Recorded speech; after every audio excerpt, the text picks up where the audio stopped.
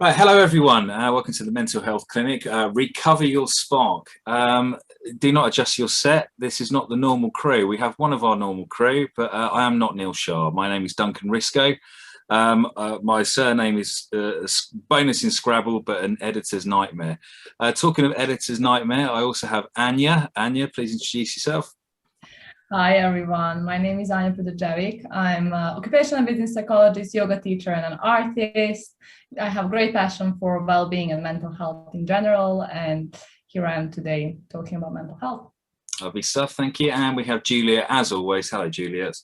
Hello, I'm Juliet. I'm a hypnotherapist. I never say it, but I do also have a master's in consciousness, spirituality, and transpersonal psychology, which does come into my work. So maybe makes sense with some of the things I talk about more than just the hypnotherapy. Hypnotherapist in Farnham, in Surrey, and here to help. Thank you. I am Chief of Creativity, Innovation and Happiness at International Wellbeing Insights. And a lot of my role is about investigation and finding out data and finding out people's stories and finding out what makes them tick.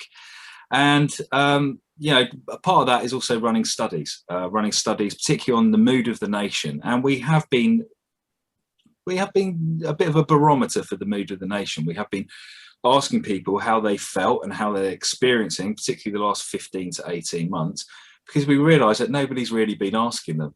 They've been asking three of the questions on the ONS, which are a bit wishy-washy, to be quite honest. So we have been asking the nation how they've been feeling. We have asked, we ran a study in January, and we're running one now, asking them about what their experience is. And the study showed us, probably confirmed what a lot of us already thought, which is there was massive overriding feelings of inertia, not really knowing what to do, not really knowing what the rules were, and what people are allowed to do. Cabin fever, clearly, I think that's got better over the last 3-4 months, certainly. But loads and loads of what if thinking. What if the economy doesn't come back? What if I don't get my job? What if my business doesn't come back? What if? And an awful sense of the goalpost being moved. Quite a nice analogy since we've got the football going on at the moment. But yes, the goalpost being moved, that when is the end in sight? And I think that fits in quite nicely to some of the news that came out on Monday, which is, well, again, you were told what you already kind of knew. If you don't know how to read the government's communications by now, well, you better learn.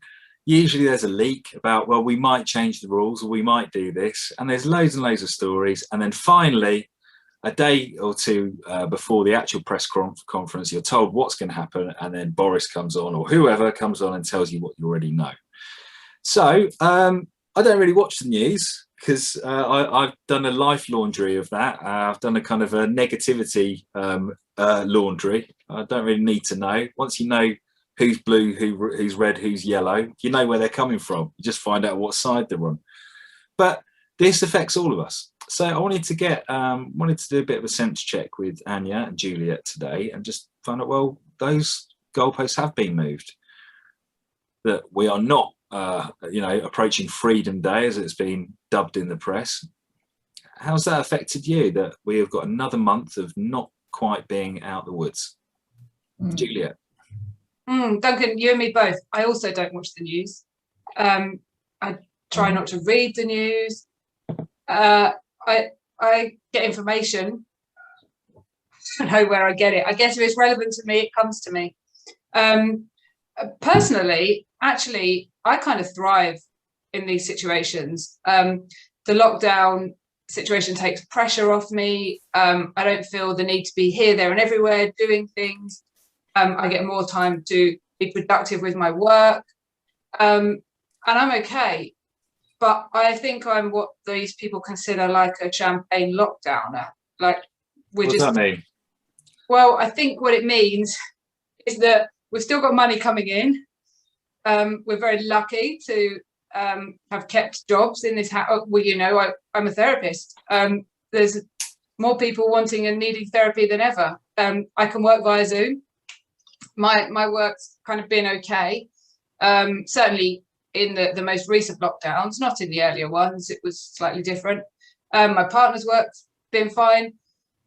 You know, we're kind of we're both flexible with our work, so our children are fine. They're alternatively educated, so we didn't have to deal with the whole school situation, or you know, pressure from school. So we've been okay, but I kind of feel like I'm here in this place with the recovery group and out this mental health clinic, because what I see around me is people not feeling okay. People who are not in a lucky position. And you know what, next week I might not be. So I certainly don't sit here with arrogance thinking life is rosy. And there's so many people who it's not rosy for, and I think it's really, really difficult for people who are stuck in difficult situations at home, whether that be abusive relationships or just the pressure. The pressure of being that intensity of being so unable to do things that people usually do to let off steam. And you know, then there's people that have organised parties and events. Actually, someone in my family, I want to remain keep their confidentiality, but they own a business that's put on an event. My brother also, yeah. Yeah, you know, the event was arranged for after the 21st of June, and I got a message from this person saying we're going to lose thousands, and that's their livelihood. And you know, there's so many people like that, and I think, you know, this group here, this mental health clinic, we're kind of here hopefully for those people who just don't know whether they're coming or going, that you know, the art, the events, all of those people. That's what I see around me. Well, what's the opposite of a champagne lockdown? If champagne lockdown is when you've got money coming in, what's the opposite of that? There must be an opposite. There is, yeah. The people that is there a phrase for that though? Oh, a phrase. Well, many people. I don't know. Yeah. I don't know if there's a phrase. Oh, what about you, Anya? Well, you know, we definitely, like, the COVID has an impact on all of us very differently. You know, for me personally, it had a negative impact because my partner was working in hospitality and he lost his job due to lockdowns. He was working in a luxury hospitality hotels, and they made, I don't know, like, I think it was 30 of them were redundant. And then because he was in that company less than 2 years, they just got rid of him. So he was just fired. Although there was the scheme and everything, you know, was in place, the owner of the place just decided to get rid of people. And yeah, so obviously that impacted us really negatively. But the thing is, like, what I found through the whole COVID situation, you know, I focused on, like, what can I do in order to, you know, to kind of build resilience around this, because I'm coming from the background, coming from Serbia, where I grew up through 2 wars. So, you know, I've been in situations before where you really don't know what's going to happen tomorrow. And, you know, you really are pushed to think in a way that you have control over today only, and not even the whole day, but just maybe next 10 minutes, you know, an hour, and then go from there.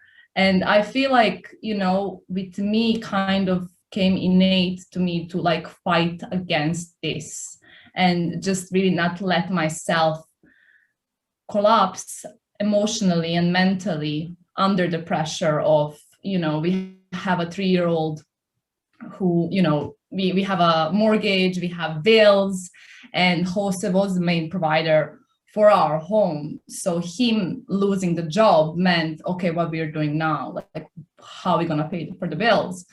And, you know, we end up in Spain, like we end up moving and making completely, like, different life choices, decisions, just really restructuring everything and seeing really what is that we want and what is that we value and what are the options. And we were really lucky to have options as well, because I am very mindful that there are people out there not having options, not really having where to escape. We had family in Spain to escape to, so obviously that was a very big plus for us. I have family in Serbia. I even have my dad in London. So, you know, like there were options for us. We were really lucky in that sense.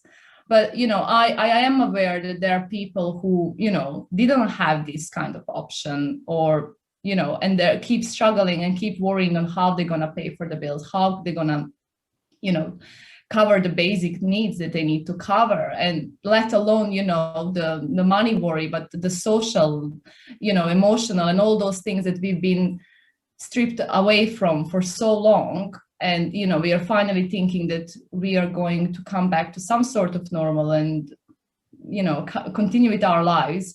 And having those dates pushed, it just kind of brings you back to, well, no, you know, you don't have control of what's going on and what's going to happen.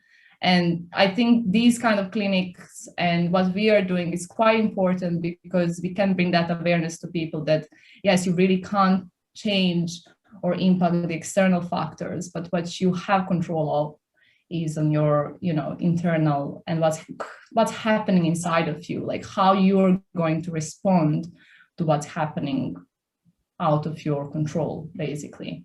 So Anya, I'm really interested to hear the strategies you took from your experiences in childhood and brought into this situation. Yeah, but you know, I didn't really realize that, to be honest, Juliet. It took me quite a long time to actually understand the trauma that I actually carried from that time, you know, into my adult life. And it was really recent that I kind of realized, oh, okay, I'm the way I am because of this, and that. And, you know, I think the way I think because I've been through things that I've been through. And funny enough, like, I feel like lots of my family and friends are really not aware, especially those who stayed in Serbia and who still live in Serbia. They're really not aware of the impact that war, especially in 1999, when we were bombarded by NATO for 3 months, had an impact. You know, because people are, you know, you just get on with life, you just forget about these things and you move on, but the emotional impact, the emotional imprint stays. And, you know, and you base your decisions and everything that you do on those imprints, consciously or unconsciously. And, you know, for me, I really start doing it consciously. And I know that, you know, it is really hard what we are going for the past 15 months, and people been impacted in all sorts of ways, differently to one another. But, you know, I think what we need as society to concentrate at is to build resilience and build a unity and community, because I feel like when we are in this kind of destructive environment, where the polarity grows, that's the danger. Like, we need to unite instead of divide, and that's especially in war. And I think from Serbia, what I learned when we were going through that, as you know, our culture, our nation, we did unite. You know, like, we were all our neighbors, my whole street, because we were hiding behind the basements, and my house, we didn't have a basement, so we would go to neighbors, and they were like, our neighbors had a big house and huge basement, so there will be like, I don't know, maybe 10 different families around that house. We would go when the sirens will go off, and we would hide from the bombs. So we would go down and we would stay there for a night or two. And I remember very vividly the first night when the bombarding started. So, you know, and I was 10 years old. So these kind of things, like, for me, that stayed with me, because like, people around me helped me. You know, people were the one that, like, you know, as a child, I didn't really understand the war is going on. You know, I didn't really understand what's going on.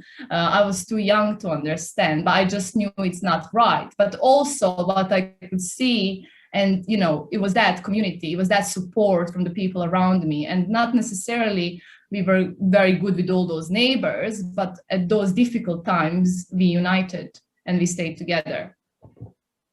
I talk too much. Really interesting. Yeah, it is. Yeah, I mean that's I think that we're very lucky not to have experienced war. Any kind of war that's happened in any of our lifetimes has happened away from our shores, and usually it's been our fault. We've been the war maker. So hear that from your point of view is quite extraordinary, really. Is that but wherever you go, people are people. They are. And that you found strength and you found support from people, and I think there's a lesson in that for all of us right now. I think in the beginning of lockdown, I almost feel like there was a community spirit, and I do feel that way. And we all felt it wasn't fair, and that we didn't know what to do. Very scared about what was going to happen, and I wonder where that feeling's gone. Because I think there was a certain story around a certain trip to Durham Castle, which I think soured the mood of the nation about this time last year. And I wonder where that's gone. I think that's the important part, is that I felt at the beginning of this weird social experiment that's been going on, that there was a chance for reflection about what was important and what you could be grateful for. And I just wonder where that has gone. I think I feel where that's gone a little bit is people having different perspectives based on different experiences. There's people like you and I, Duncan, who don't watch the news. So we're not. That doesn't mean we're not informed, though. No, absolutely doesn't mean we're not informed. We're informed in different ways, completely. But what it does mean is we're not subject to the fear-mongering in the same way. And then if you're somebody who only watches the news, in particular, various news providers that are really strong with the fear propaganda, then you've got two different people. You've got a group of people who aren't scared, who haven't been terrorized, if you like, and then a group of people who are really living in fear. And they look at each other and just have no understanding really of where the other is coming from, because in some ways they're seeing completely different things. We're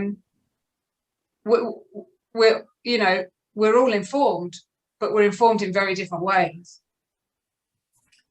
Yeah, very cool. Agreed. I mean, the news is a business like any other, and like any other business, a business has competitors. And depending on who's doing who's the most successful of those competitors, you're going to copy their tactics. So the news cycle, I've done a bit of work in the news. You have a news editor that comes on every 8 hours, every 6 hours in some news platforms. And the meeting before they start is what's going on, what's happening, what's hot. And it used to be set by a couple of different types of agenda. It could be the lobby from the government. But now, basically, is what's hot on Twitter, what's hot on Instagram, what's hot on that, what's trending, and then those are the stories that you present. And you're not going to present a good news story, because who the hell's going to watch that? And certainly, who else is broadcasting that? Because your competitors aren't.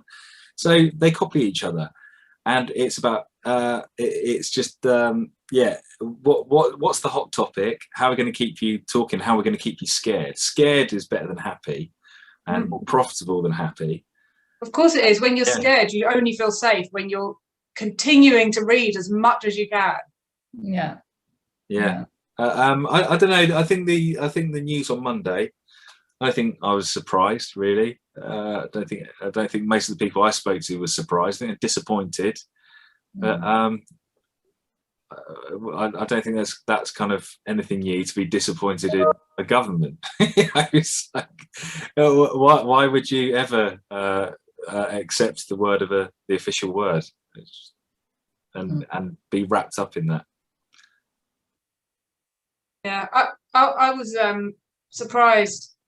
I don't know how I can be so surprised and so unsurprised, if that's even a word, at the same time.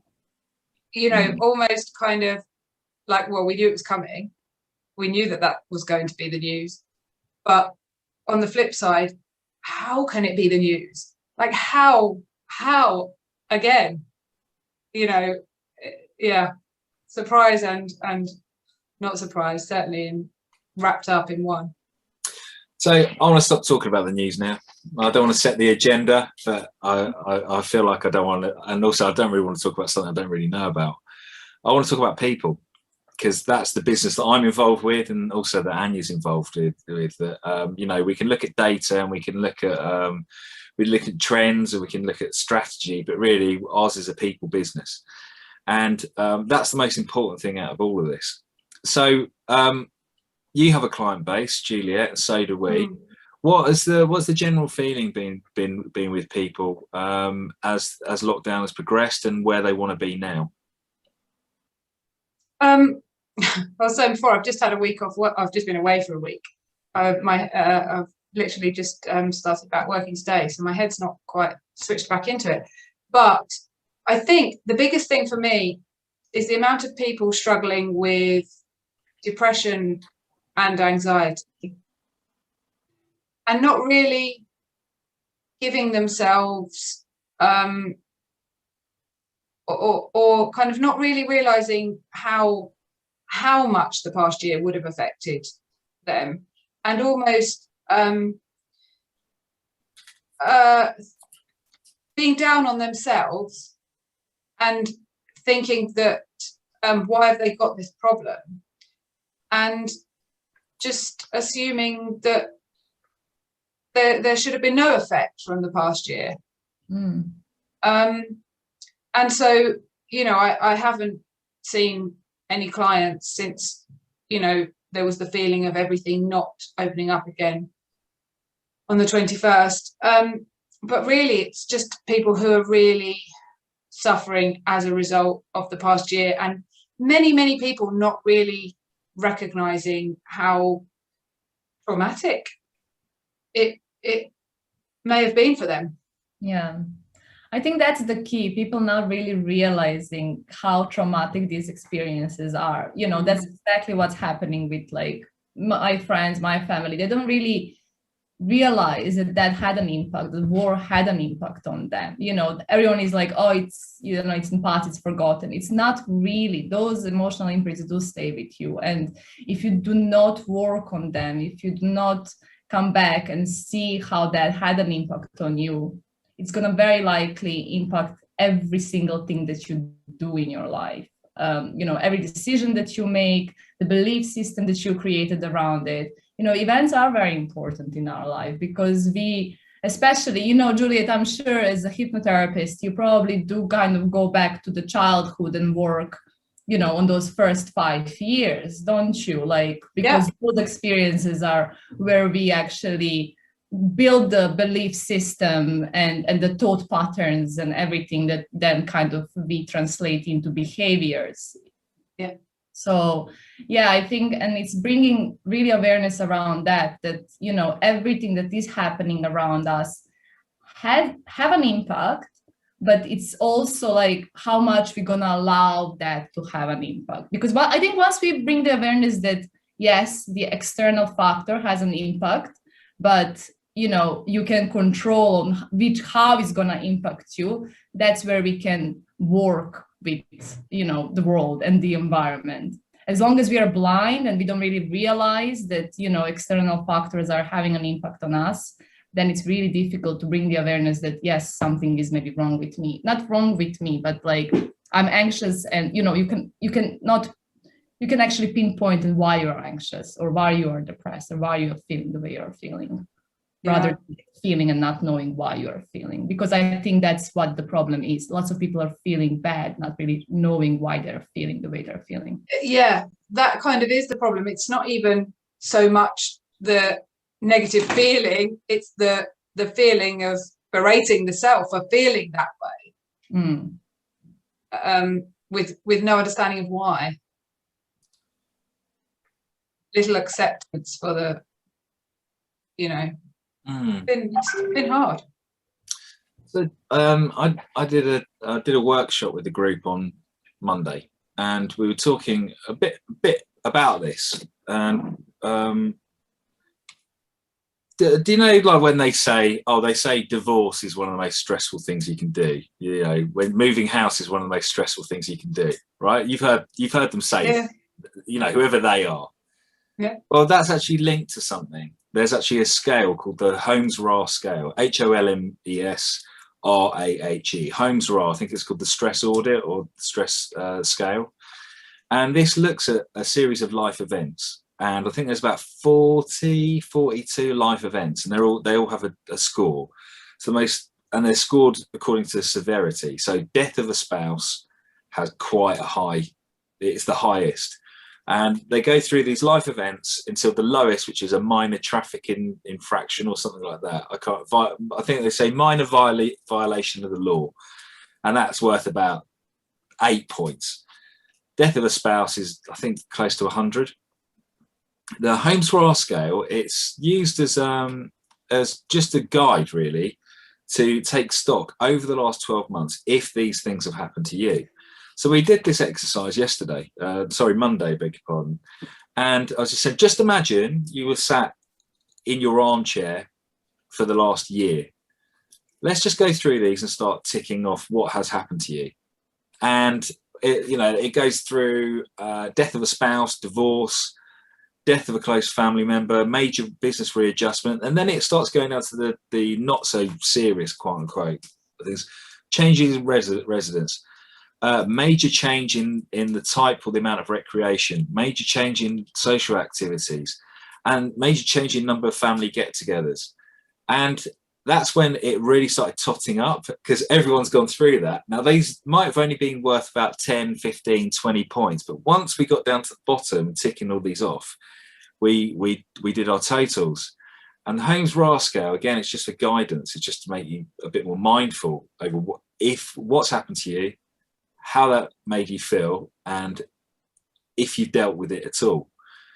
And the scoring is 150. That's about, that's typical. Then you start looking around the 100, like I think the 200 mark, and that's like, okay, have you processed this? Have you gone through this? Then you get to the 300 mark, and 300 is that in the next couple of years, unless you deal with these things or learn from these things, learn from these events, that you're at a higher and higher risk of a stress event or becoming ill because of stress, anxiety, depression, etc. So there was a group of, I think, 12, 14 people. Now, bearing in mind that the scores are 150, around, let's say for argument's sake, 220 and then 300. 300 is the top. What do you think the average score in the group was? No idea. 200? I don't know. Okay, the average score in that group of 12 people was 326. That's average. But most were over 300. We had one who was actually quite happy with the last 12 months. But if you do the Holmes-Rahe scale, if these events have happened more than once, you're supposed to count them again. And I was made aware of this scale when I had a client who he was almost cursed with intellectual intelligence, that he was able to understand the events that happened to him in the last year, but he didn't have the emotional intelligence or the emotional skills to deal with them, and wondered why he was in a pretty bad state. And I wonder if that's where a lot of us are, that these events have happened to us, and the news cycle and life happens, it moves faster and faster, that we don't actually take stock of, have I dealt with this? Did I just push it down? And maybe, is this the reason why I'm feeling the way I feel? Is there anything in that? Massive, I think. Massively, yeah. I think that's probably like nail on the head, really. Yeah. Okay. I was watching, I don't know if either of you managed to catch the Wisdom of Truth, I don't know what you call it, summit or something. Gabor Mate, it's just been on, and I have to admit, I found out, well, I'd seen this, shared on various social media. For the audience, what is it called again? Gabor Mate. Yeah, it's the Wisdom of Truth. I feel like I'm going to have to check that now. Wisdom of Trauma, not truth, trauma. Wisdom of Trauma. I knew it didn't sound right. Wisdom of Trauma. And I think well, it was one of these things where you get to watch the speakers for 24 hours for free, and then you can pay the money, you know, at the end to get them all.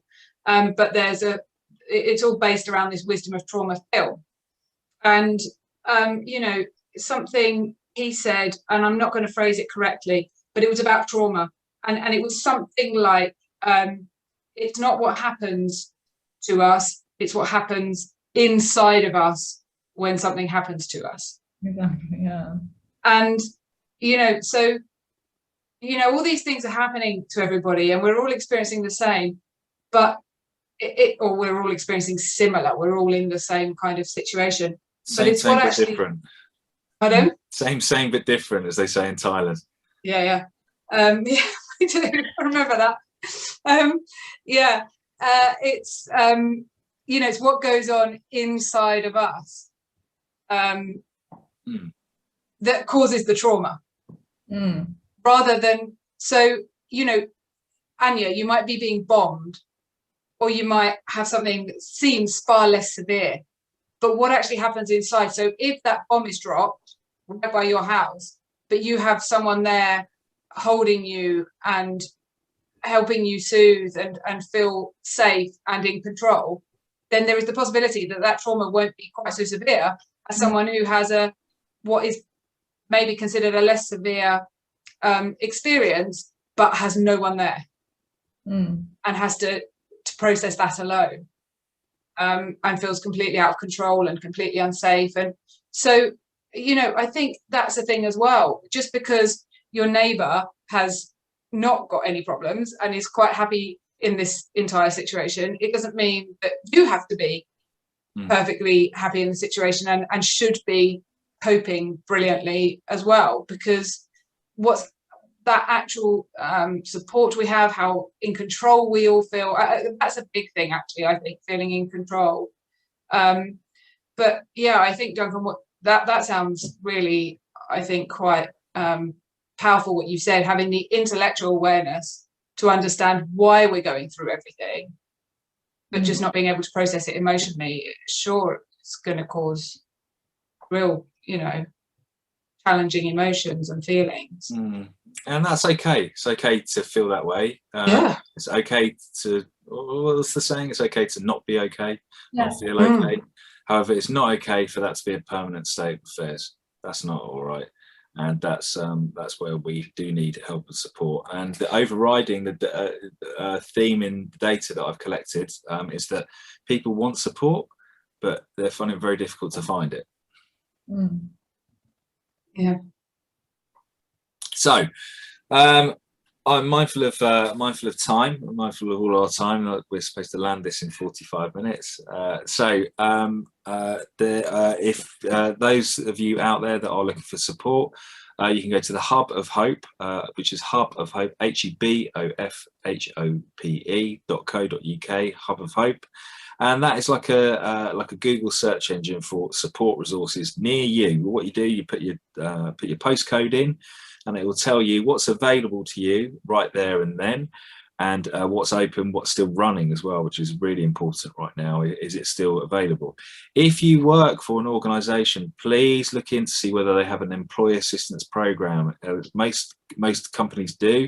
If those of you that are going through, let's say, quote unquote, champagne lockdown or champagne furlough, whatever they're calling it, is that those support resources are still available to you. That's an employee assistance program. You know, chase up your HR department and say, have we got one? If we haven't, why not? And if we have got one, where is it? What's it for? And how can I use it? An employee assistance program is a free to access resource, and that's for things like counselling, CBT, and general wellbeing support. So that's what I know. It's not. Anyone else know anything else? No, do you know, I think that's great that you've given that. I wonder if you know anything for children, because I think there's a huge amount of support out there for adults. There's masses. It's really difficult to find. So many people. For youth, mind.org. Mind, but I mean children. I mean, at the moment, the way you go to the doctor and it's a 2-year waiting list for CAMS, and I've heard now, well, about if you're lucky. well, 2 to 3 years, yeah. Yeah. I've heard of about 3 reports where the parents have been told it's the school's problem. Well, I'm pretty sure schools have got enough problems at the moment of their own, and just don't have the resources for dealing with the mental health of so many children. I mean, I don't really, I just haven't sorted it out, but I'm talking, you know, you can get private, you can pay, obviously, but for people of low income or just who just cannot prioritize that financially. Off the top of my head, I'm thinking Young Minds. I know that they, just like everywhere else, are really struggling. That's the thing is that a lot of mental health support is aimed at adults, and I think there's a legal aspect to that too, but even they're short. But Young Minds is a good place to start. I think Shout is something. Is it Papyrus? I think they're particularly with young people suicide. I know Johnny Benjamin, everybody knows Johnny Benjamin, Man on the Bridge. He's also started something. I don't know the status of that, so please don't take anything I say as gospel, because I'm doing this off the top of my head. But yeah, I echo your views on CAMHS. Massively overwhelmed, massively probably have to watch what I say, because I have children of my own in the CAMHS system. Massively hindered, let's just say that. They are overwhelmed, underfunded, and also maybe a little bit wonky. Now, unless you fit on one of their pathways, which at the end of the pathway is medication. I have no opinion on medication at all. That's up to the individual. But unless you fit on that pathway, then they can't help you. So yeah, Hub of Hope certainly. Shout. Young Minds, Mind may be able to help, and yeah, like you said, that I know a lot of the employee assistance programs, and by the way, I'm not, I'm not employed by employee assistance programs. In fact, they hate me because I go around telling people to use them. Is that what they also don't tell you is that most of the time, if you work, let's say I work at, I don't know, HMV, whatever. That if they've got an employee assistance program, well, guess what? My family can most of the time can use that too, and that's something they don't tell you. Average waiting time for talking therapy on the NHS, you're looking at probably about 16 weeks at the best of times. If you access a mental health support or CBT or counselling or whatever on an employee assistance program, you're looking at probably within a week you'd be talking to somebody, probably. So you may want to see if it's available to children. And I'm not sure if I answered the question, but also I'm answering off the top of my head. But there is a system out there. You've got to learn how to use it. And once you know how it works, you know how to work it as well. Work it to your advantage. Any final thoughts, Anya and Juliet, before we wind up? I think we've given the editor quite an easy job to do this week. Yeah, no, I think. Okay. Yeah, great speaking to you. Yeah, nice to meet you. Nice to speak to you, Juliet. And yeah, keep on keeping on. And yeah, I'll see you tomorrow. Thank you, impatient with us. Thank you for keeping the seat warm for Mr. Shah. He's absolutely fine. He's just decided that he wants to watch the football instead. I am joking. But yeah, he shall be back next week, I think. Thank you, Juliet, for your time. Thank you, Anya, for yours also. And my time is completely and utterly worthless and valueless. So thank you for having me. End recording. Goodbye. Thank you.